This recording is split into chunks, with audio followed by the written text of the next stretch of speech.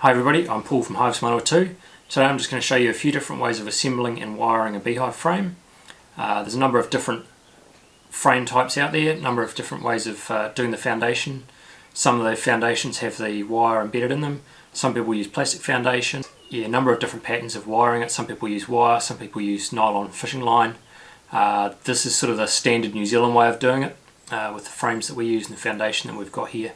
So yeah, I'll just go through those, give you a couple of different options on how you can assemble them using a variety of different tools, from the really basic with just a hammer and nails through to a staple gun with a frame making jig. So stick around and I'll show you how it's done. Thanks very much. This is a Virgin Queen.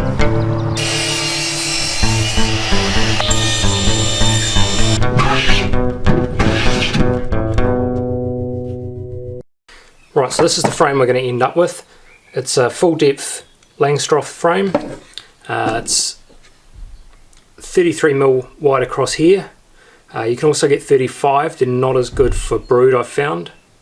So the frames come as a kit set. So we've got two end bars, a top bar and a bottom bar, and these all just fit together. So all you need to do it this way is a hammer of some kind and some 40mm brad nails. These ones are 40mm by 1.6mm, and some glue. This is just PVA. Any basic wood glue will be fine. It's not exterior grade, so that's not really an issue. And I just use a brush just to get the glue on. I just find it makes it a little bit easier to get it consistent. A little bit of that on scrap, and then I can just brush it into the ends and make sure you get it right up in those shoulders as well. You can just squeeze it in out of the bottle, but you don't get as good coverage. And personally, I think the glue is actually one of the key things to making these frames hold together. Right, so we've got some glue on the top, we've got some glue on the bottom, and if you take your top bar, they just fit down onto there, like so, and the bottom bar fits in like so. So make sure that shoulder's in hard.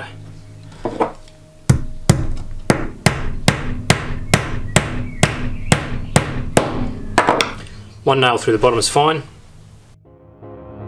So in the top's a lot more critical when you're trying to lever this off, and there's another frame beside it. So you're trying to leave it out of the box. The end bars here are stuck together, or stuck into the box essentially, and you're just pulling on this top bar.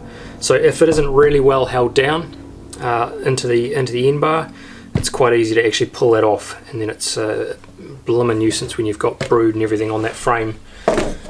So with the top bar, what you want to do is you want to get two nails at something of an angle like so, and what that does is it just creates a little bit of extra hold. If they're straight down, it's a whole lot easier for them to pull out. Nailing on an angle is a pain in the arse, but with a bit of practice it does get a lot easier. Doesn't need to be a lot of an angle.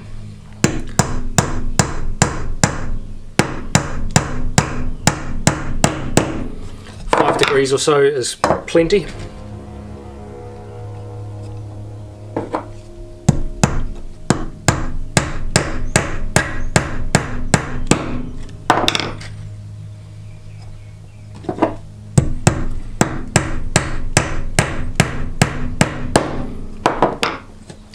And that's your frame assembled.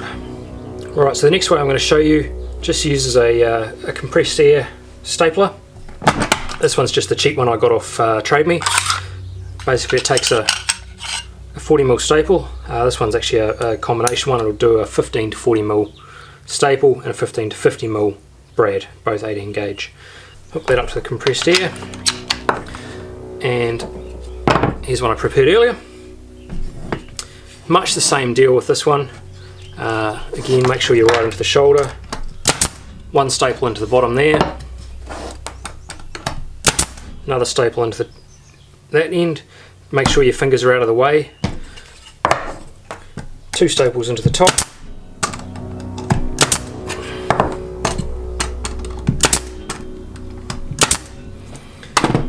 and that's it. A whole lot easier, but of course it does mean you've got to have a staple gun and a compressor, which is a little bit of extra expense. The reason for doing 2 staples again in the top, you've got now 4 pins going into each end.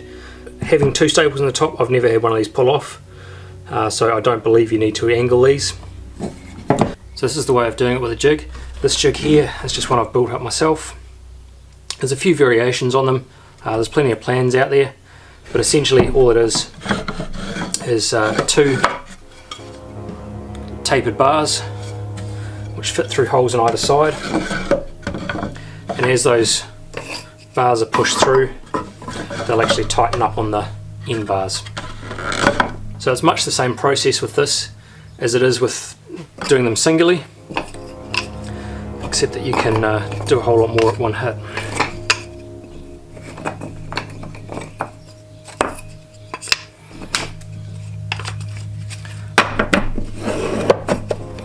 So I just take 10 end bars, get them all sitting nice and flat, take my glue,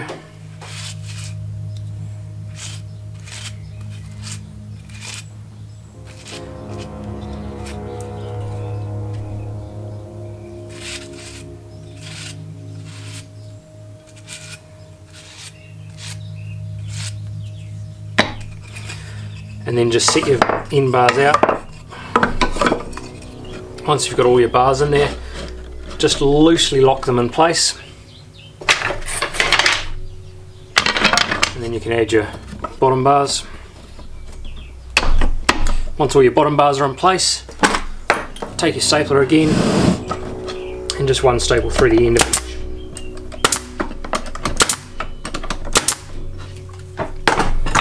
Once you've stapled all the bottom ones, flip the whole thing over, put your top bars in place.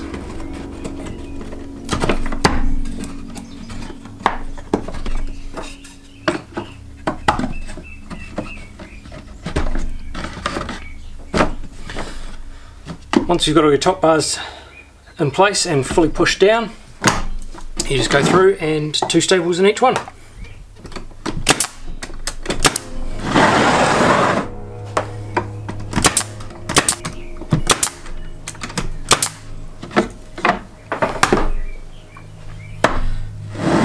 Once you've got everything stapled, you can pull your 2 bars out,